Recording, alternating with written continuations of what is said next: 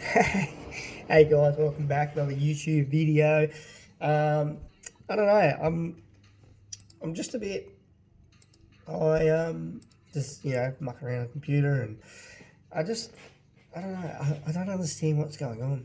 Um, I mean I understand it, but I don't understand why. I mean I understand what's going on, but like why? Why is our federal government allowing Daniel Andrews to do his own thing? And the way he's doing it, it's very, very extreme. Um, like I'm trying to, I can't fathom it. He's not letting schools go back until June. June, based on one case. He's not one case. As a school teacher got it right, which has just been announced either this morning or yesterday. So schools won't be going back until June in Victoria. But Dan Andrews, he's sitting pretty though, like because at the end of the day,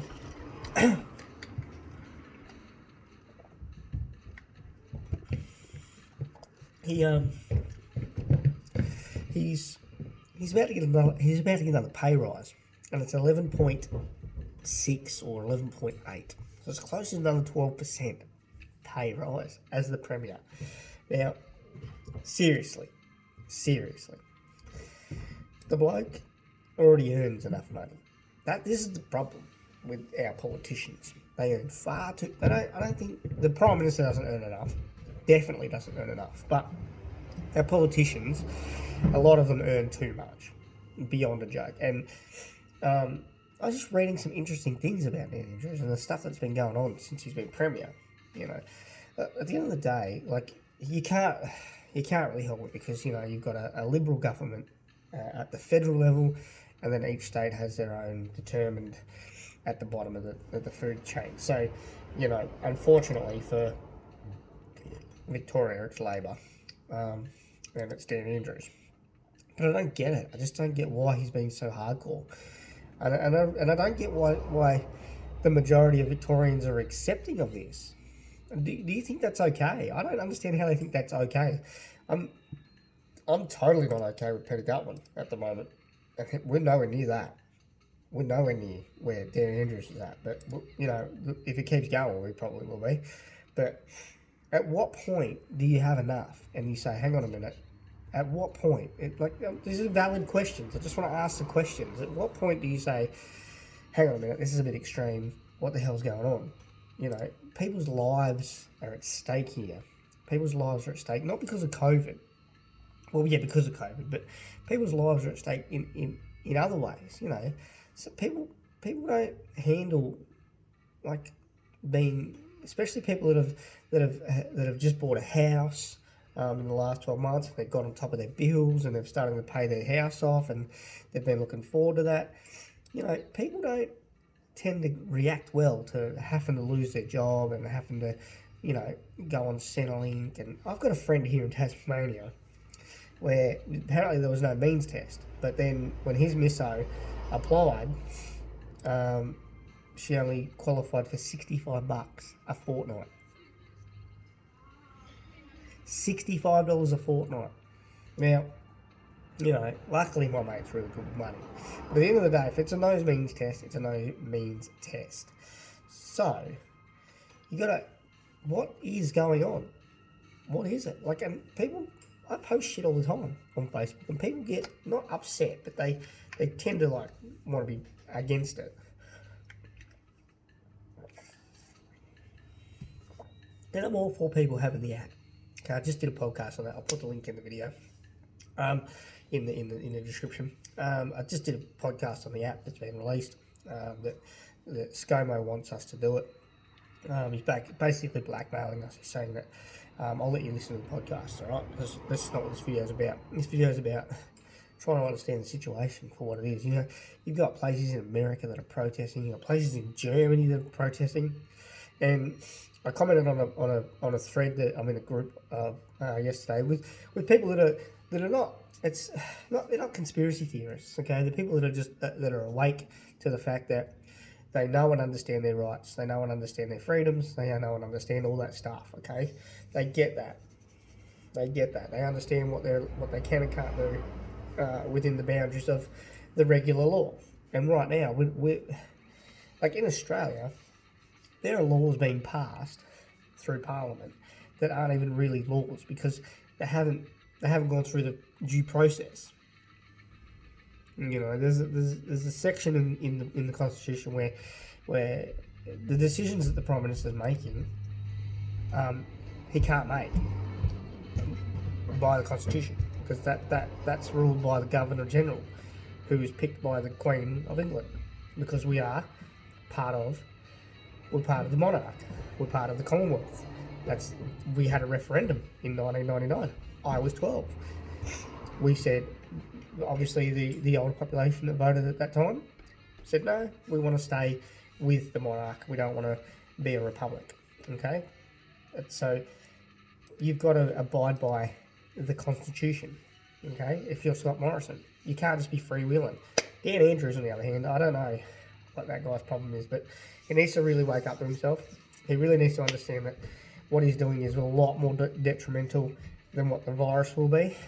At what point do people stop accepting the fact that we're only going to be told one side of the narrative? So you've got Facebook and you've got YouTube and Google and all those guys censoring what actual qualified people are coming out and telling you within their own statistics. Like the two doctors from, I think it was California, where they came out and told people about the statistics within their place, and then Google and YouTube said no, sorry, we can't have you saying that sort of stuff. Now, at what point do you stop thinking that's okay? Do you think that it's not okay? At what point? That's the question. At what point are you going to stop and realise how far does it got to go before you realise, hang on a minute, all these freedoms I've had and all these choices I've been able to make, I'm not being able to make them anymore. At what point do you realise that, hang on a minute, that's bullshit? At what point do you think that, hang on a minute, when I go to the supermarket at peak hour, I've got to be counted in and out of the store? At what point do you say, hang on a minute, I've got a what? Like, I've got to, what? Why? How come? At what point do you start realising that every single death is being classified as COVID, even though the person had a heart attack? But because they had COVID at the time of the heart attack, that COVID is now the related death, is the death. At what point do you start realising, hang on a minute, this isn't right, this isn't fair, this isn't how the system should be? At what point? That's the question I'm going to ask. This is basically a question for you guys. So I'm gonna write those. No, I'm not going to write them down because I just said them. But at what point are you going to say, I've had enough, and what I'm seeing and what I'm reading on this is ridiculous? Because everybody's entitled to have their own opinion. Everybody's entitled to have their own viewpoint, and everybody's actually entitled to express that. Okay. So, at what point will you say, I've had enough? I posted on this Sky News thread about Victorians. As I said, if you're one of the Victorians that's had a gutful, you need to get together with all the other people that have had a gutful, and you need to storm the house. And you need to stand there, and you need to tell Andrews that this is not on. This is not right. This is not fair. This is not how we should be doing things. You can't put you can't put the state's children's education on standstill. Yes, they're learning from home, but guess what? Not every kid can do that. They're learning from home. Yes, not every kid can actually do it in that environment. Maybe they've got a laptop and we've got a device for our children here in our house for when they do their learning, and luckily they're on different times. So one kid will go first and the other kid will go second. But not all kids are going to be able to learn like that. Everybody learns differently. I don't learn from sitting in a classroom and listening to a teacher talk. Okay? I don't learn that way. I'm a very hands-on person. That's how I built my business. I was studying Certificate 3, 4, and a diploma in business all at the same time while building my fitness business and working my business. I was insured. I made sure I had all the T's crossed and the I's dotted, and I was running a business as well as learning and doing it practically. Okay, I was practically learning. That's some people. That's the only way I can learn is if I do something. There's no point in telling me and then showing me how to do it. All right, you've got to basically just stand there, tell me how it is while I'm doing it, and correct me as I'm going. I won't learn any other way.